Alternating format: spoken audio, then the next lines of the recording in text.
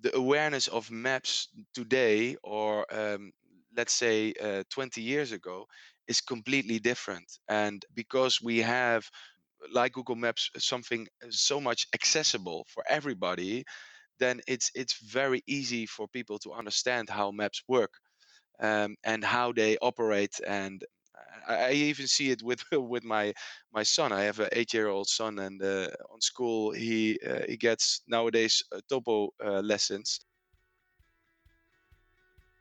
Welcome to another episode of the Mapscaping podcast. My name is Daniel, and this is a podcast for the geospatial community.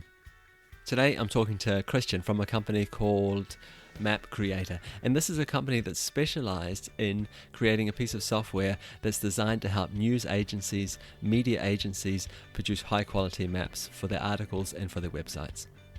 Just before we get into the interview, I want to remind you that this podcast is sponsored by Hive Mapper. That's Hive as in Beehive Mapper. And this is the platform that lets you upload video footage and have it automatically converted into a 3D data layer. Okay, on with the interview.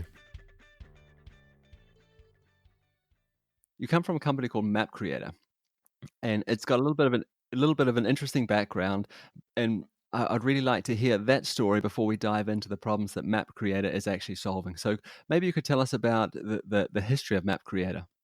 Yeah, sure. Yeah, and yeah, thanks a lot for having me. Yeah, MapCreator, officially established 12 years ago. We basically come from the cartographic environment, meaning that we were a part of a large cartographic company in the Netherlands. And back then, and I'm talking about 18 years ago, they had a big challenge because basically navigation systems came up, and this cartographic company, they sold printed maps to a big audience, meaning a lot of people that drive cars and use printed maps basically to find their way, and that was a big part of their revenue, so to say. And yeah, their map making process was basically done by hands, so a lot of handwork, and no such automation. And they had to shift in a moving world. And what they did is, they took on a self-invented map making system, where they could generate their same maps, which they had all those hands for, but then fully automized. Of course, there is some handwork there, but there was a big difference between what it was and what it was afterwards. And basically, they could fully automate their map making process. And in this challenging market where navigation systems basically pushed away a lot of the printed maps, they were still able to run a good business, and to even do far more custom mapping products as they did in the past. So basically, to up their game in a decreasing or declining market. Maybe we could just talk about that for a minute here, because that's really interesting. A lot of us don't really think about all those companies that had to make a huge pivot back in the day when digital mapping showed up. So this was a big deal, moving from printed to digital. So when they were working mainly with printed maps, they were solving the problem of navigation. And you mentioned that most of those maps were used for people driving cars, getting around Europe. So what did they pivot to? So they started making digital maps. What was what was the focus of these digital maps? What market did were they solving problems for? It was actually, they had a digital system to generate printed maps, so to say. So basically, what they were generating is vector files, editable vector files, which you can incorporate in all kind of products, both digital and printed. But their main focus, and that's evolution happened the years after they went to digital also with our help.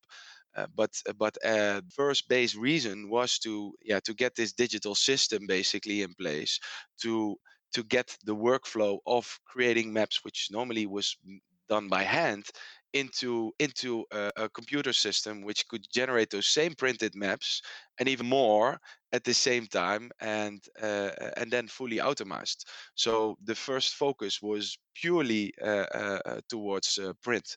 That's really interesting, and thanks for clarifying that for us. Because what I was envisioning was moving from printed maps onto the internet to digital maps there. But what you're saying is what they did is they moved from that sort of manual process of creating maps to creating some automation around that. But the maps themselves were still used for the same purpose. I guess we forget sometimes that companies like this, the organizations, they have to take small steps. They don't just that's a massive leap from the manual process of creating cartographic output to working completely in a digital world where the maps and the output only exist on the internet. Yeah, exactly. Okay, so that gives us a little bit of background about where the company came from. But then this company that they decided that wasn't enough, so they started up another company called MapCreator. What I'd really like to talk about is that you have a product, or you're very focused, I should say, on making maps for media outlets. Can you tell me a little bit about the problem Yeah. you're solving in that space? Because these are maps that affect a lot of people. They have a huge distribution. I was looking at your website there, and I see some of the people that you're working with. Let me name a few of them. You have the Washington Post, you have CNN, you have USA Today, Reuters, the Daily Telegraph. These are big news agencies. Can you tell me what problems are you solving for them?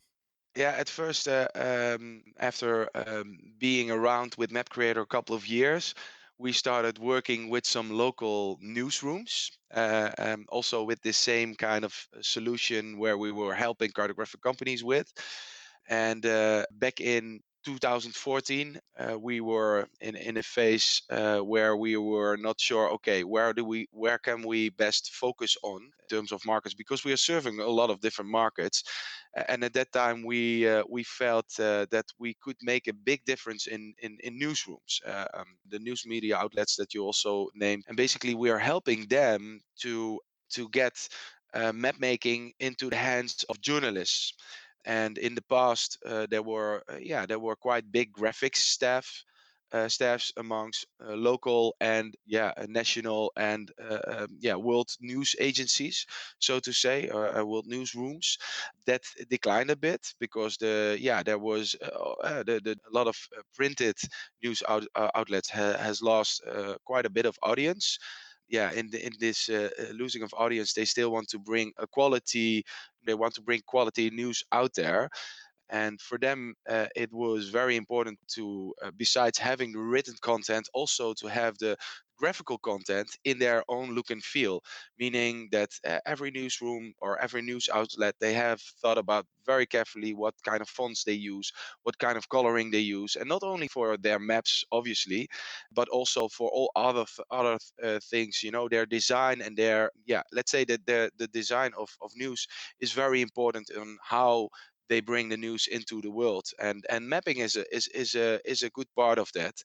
And what we really could solve is to bring the mapping tool, which is nowadays an online solution, to a bigger group in the newsrooms, and to have more journalists working on all different kind of content, so not only written content but also journalists nowadays needs to create content, but also make a picture and create a graphic supporting design for this news article, and especially mapping, showing locations of news items, which obviously is not in all the news items important, but a lot of news items, a location really says, a map brings emphasize the story very much.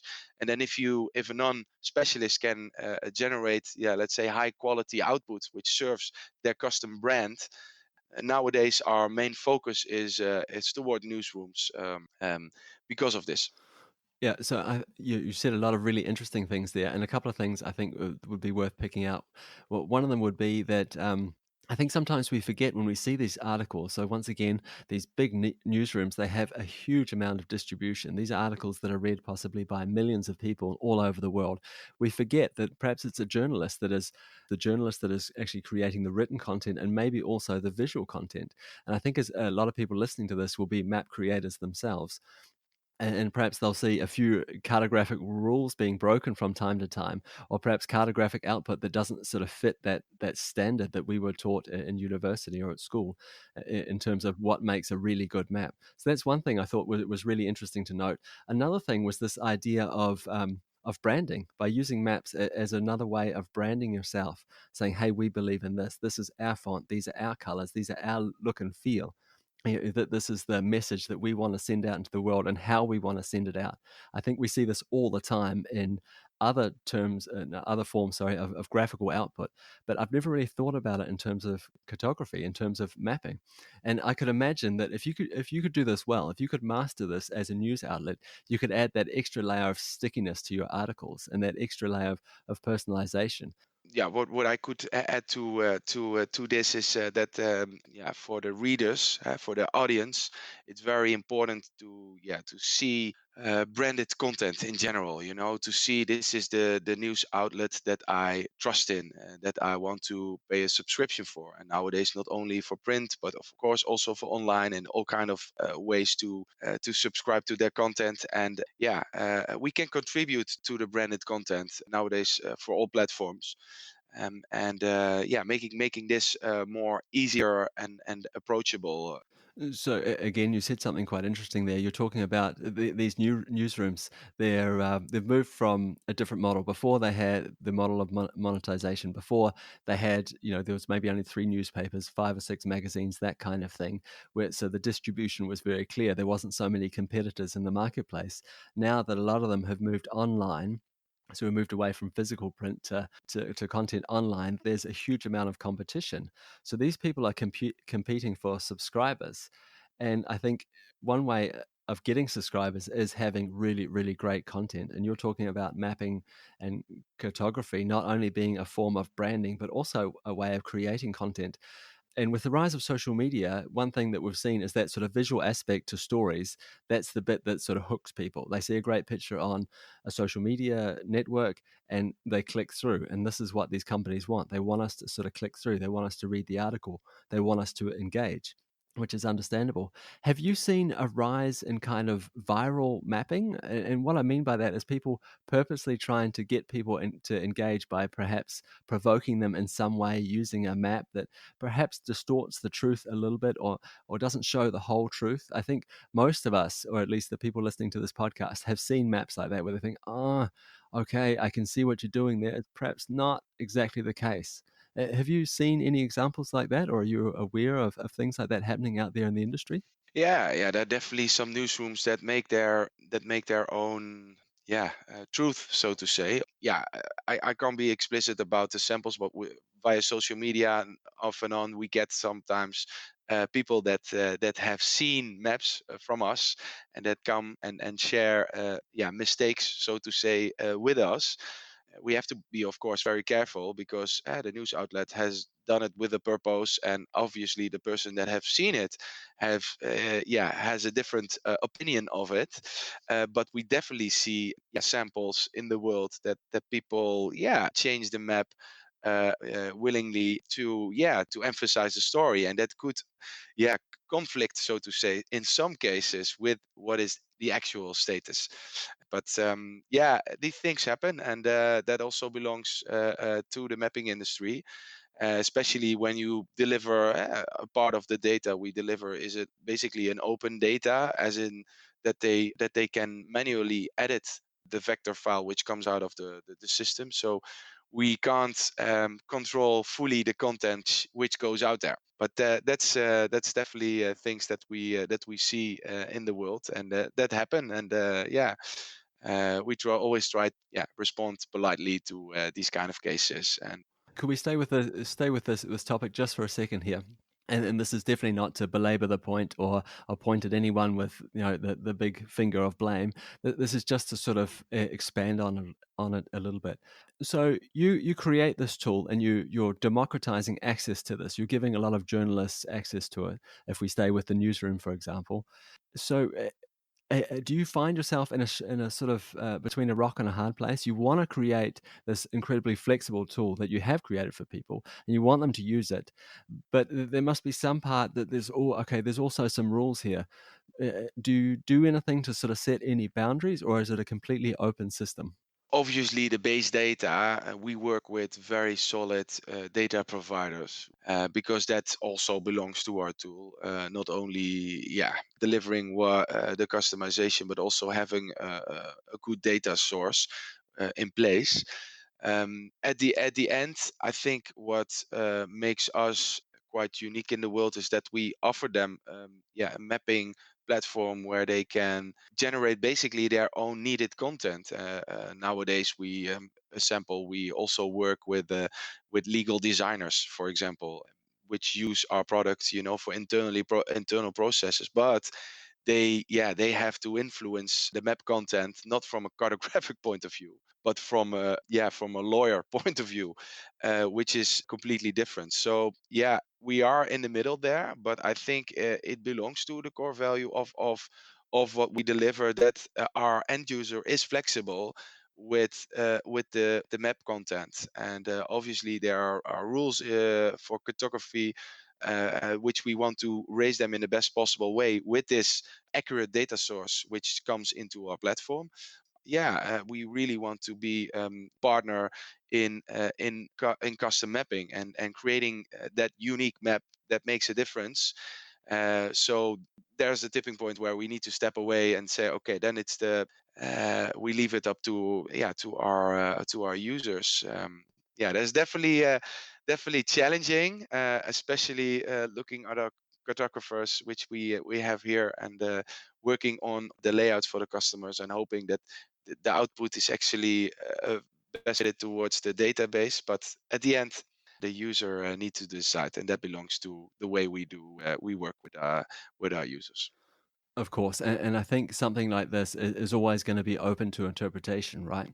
So at the start, we talked about that idea of using cartographic output as a way of branding. So when you're branding something, when you're trying to create a certain look and feel, with regards to a graphic, you're not necessarily worried about following the exact rules of cartography. You're trying to create this thing that represents you or your organization. So I think there's a lot of sort of factors there that are sort of almost working against each other. We've got this idea of branding. We've got the sort of rules around cartography. What makes a good map? What is acceptable? How do we best represent the world and the truth?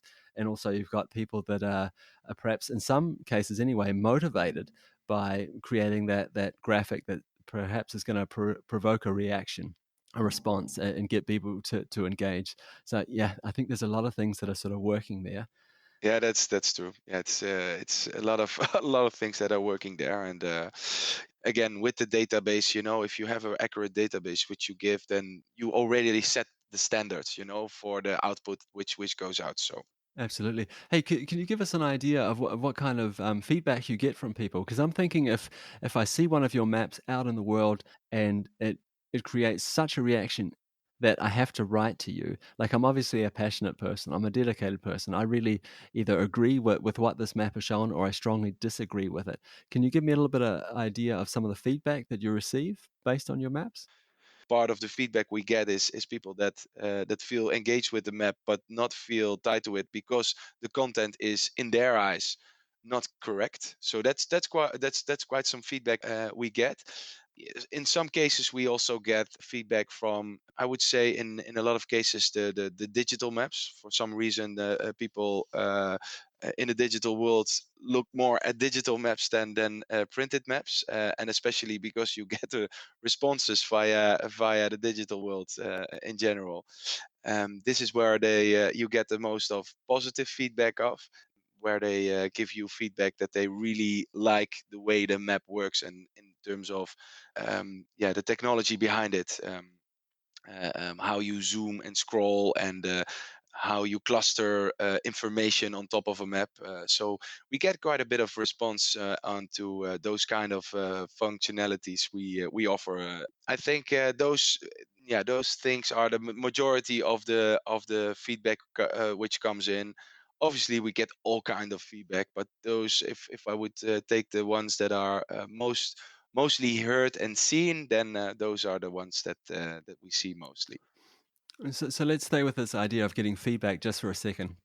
Yeah, I think because I think that's really interesting there about getting feedback, both positive and negative, and the different sort of aspects of that, and what people choose to concentrate on. Again, with both positive and negative, you said something about people responding to some of the technical aspects of your maps, being able to zoom and scroll and make clusters. Um, so those are really interesting features. are maps so integrated in our lives now that people just intuitively get how to do that? I'm thinking about the cluster feature, for example. Is it difficult for people to understand how it works? Do you get questions on that? The awareness of maps today, or let's say 20 years ago, is completely different. And because we have, like Google Maps, something so much accessible for everybody, then it's very easy for people to understand how maps work and how they operate. And I even see it with with my son. I have an 8-year-old son, and on school he gets nowadays topo lessons, but they also take in Google Maps as a sample, together with printed books still. So I think we've talked a lot about maps, how they're used, how people respond to them, and perhaps the good and bad side of having so many maps out there in the world at the moment.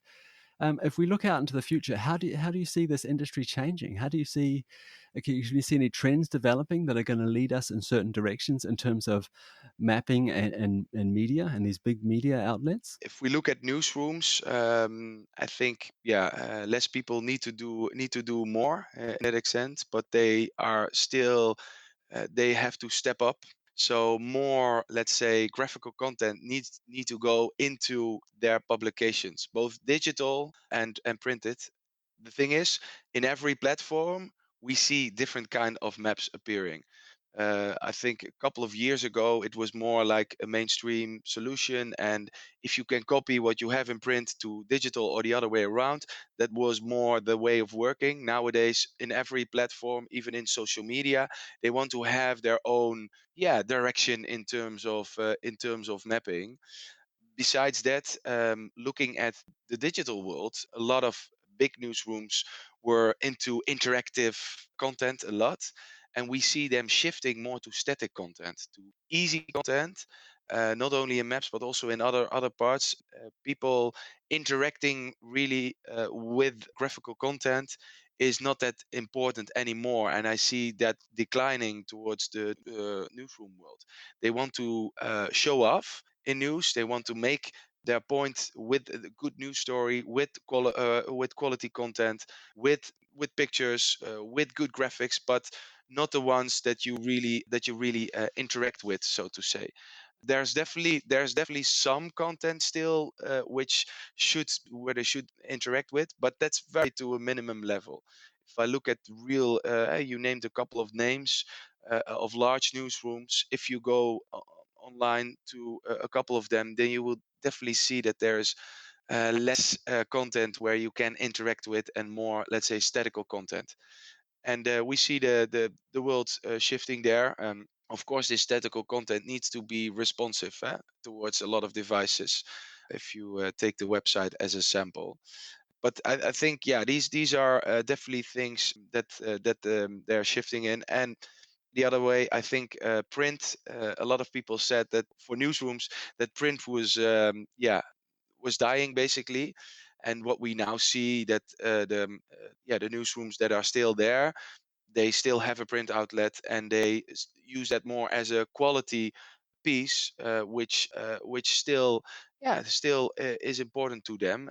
They are in a shifting world still in terms of the business model as itself. But if you talk about the content, then they are. It will always. My vision, but that's my honest opinion, that print will be more a quality product. Will always last there. That's quite exciting to see, because years back people thought, it's just a couple of years, and then nobody would use a printed newspaper anymore, which is definitely not the case. So I think you had a lot of really, really, really great observations there, and a couple of them that really stood out for me.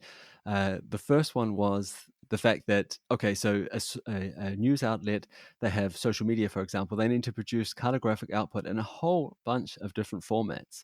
If you know anything about Twitter, Facebook, Instagram, things like that, you'll know that they have their own resolutions that they prefer, and this can make a big difference to Yeah, a big 100%. difference to the amount of engagement you get, for example. And so that's interesting itself. And I thought that observation that people are moving away from from dynamic maps, so maps, interactive maps that you can scroll around and do things on their website, to more static images. I think that was really interesting, because for a while there, dynamic maps were the rage. That this was the future. Everything was going to be scrollable and zoomable and interactive. And I think that's really interesting to hear that these news outlets are moving away from that. And I can't help but wonder if that's got something to do with the distribution they have now through social media, and needing to create this graphic output in these in image formats. So why focus on dynamic maps? So you're talking about news outlets still having like a physical magazine or newspaper or something like this, and it sounded to me like it was almost seen as a status symbol, that this was a piece of quality content that they were still making. And I think that's interesting, because if you look at music, for example, nobody produces CDs anymore, but vinyl records, the sale of vinyl records has doubled year after year for the last 12 or 15 years. It's incredible. And because we're getting back to that, this is a physical thing, and it's a mark of quality. And I hope that maps will sort of keep that status as well, that we won't just see digital output, that we will continue to see printed maps out there in the world. Yeah, yeah, definitely, definitely. Of course, every news outlet has their own focus, because there are still a lot of news outlets that earn a lot of money with their printed output, because it's seen by big audiences. But in general, I could definitely say that print is, yeah, becoming more, let's say, something being more that shows quality of, yeah, of your complete news outlet, so to say. And then looking at the cartography there, which is completely different. Only the if you look at the colors, which are CMYK, which is not something really works well, or really doesn't work well on digital. So there is a big difference there. But the majority, yeah, of the users are still using a lot of printed CMYK maps, which we are happy at, because yeah, they represent also the quality that we hope, yeah, the maps will get in print, so. So you made another really great point there about the difference between digital and physical maps, printed maps there, and that was in the color palettes that are used. What looks great on print, like in a physical map, might not necessarily translate to a digital map, and vice versa. So not only are these news outlets having to create this huge amount of cartographic output in a variety of formats, but they also have to consider what colors they're using as well, and perhaps change the map dramatically depending on that. Hey, I've just got a few questions just before I let you go, and so quick fire questions. But of course, like, take your time, give a meaningful answer. Is it possible to make a map without making a political statement? That's a very good question. It really it's in the eye of the beholder, of course. But I would say yes, it's possible, because if you don't emphasize, for example, country borders, which is the most important thing. Yeah, it really depends on how you're displaying the map, but it's, yeah, it's definitely possible. But it all has to do with the emphasis you make in terms of the map itself. In a lot of cases, yeah, it is political. Yeah, it is political, so you can't escape that.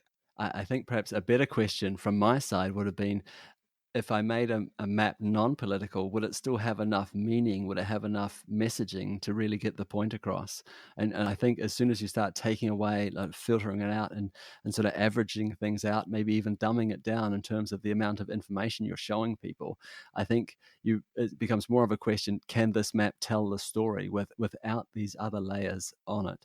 Yeah, it depends, obviously, on what the story is about. I would say the overall goal with creating a map is to make sure that you can tell the story, can basically emphasize the story, which you already had done partly with words, and then support that with a map that justifies this whole story, and that shows, yeah, more about the story.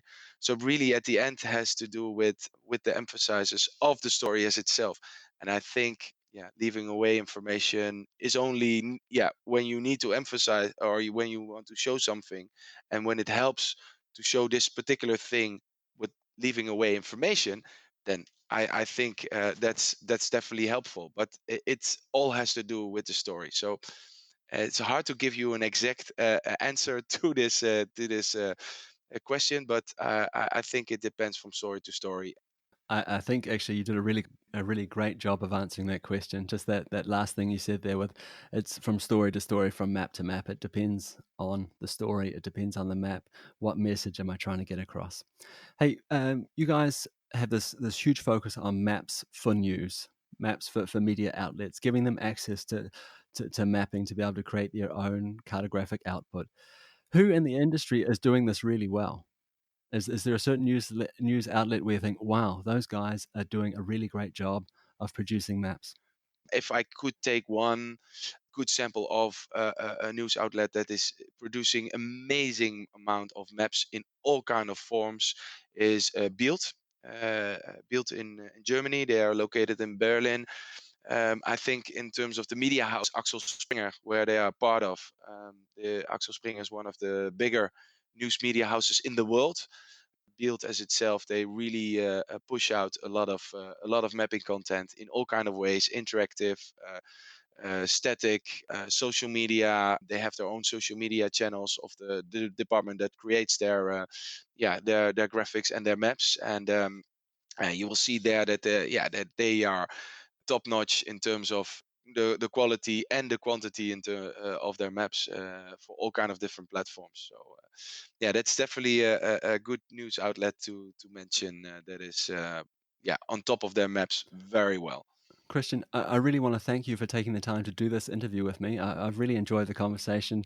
It's sent us down a few rabbit holes, but I hope that the listeners have learned a lot about the process of creating maps for media and some of the challenges along the way. But before I let you go, can you tell us where can we go to learn more about you and your company and follow along? Yeah. So we have our website, mapcreator.io, which is actually the base for everything we do. Obviously, our creator has a social media appearance on all important channels, and obviously on YouTube with video and all kind of actually all the social media channels where we keep our audience up to date of everything which happens here. So I would say our social media channels and our website is definitely the place to go if you want to find out more. Once again, thank you so much. I really appreciate it. Yeah, thank you, and I really liked and enjoyed to work with you on this. So, if you've been following along, you will know that this podcast is sponsored by Hive Mapper. That's Hive as in Beehive Mapper. And during the last few episodes, I've been trying to share with you a few of the concepts and features that Hive Mapper has been rolling out. So, the latest feature is that the data you upload to them in video format, they will automatically produce these 3D mapping layers for you and georeference the data. And that data is now available or visible, I should say, in virtual reality. Now, there is some assembly required. So I will put a link to the blog post describing what to do and how to do it, so you can check it out if you're interested. It'll be in the show notes. And that's it for another episode of the Mapscaping Podcast. My name is Daniel, and I want to say thank you to all the people that are sharing this podcast and taking the time to give us a review in iTunes. It's really appreciated. I also want to remind you that you are more than welcome to reach out to me for whatever reason. I would love to hear from you, and to do that, you'll find some useful links in the show notes. That's it from me, but I'll be back again next week. I'll talk to you then. Bye.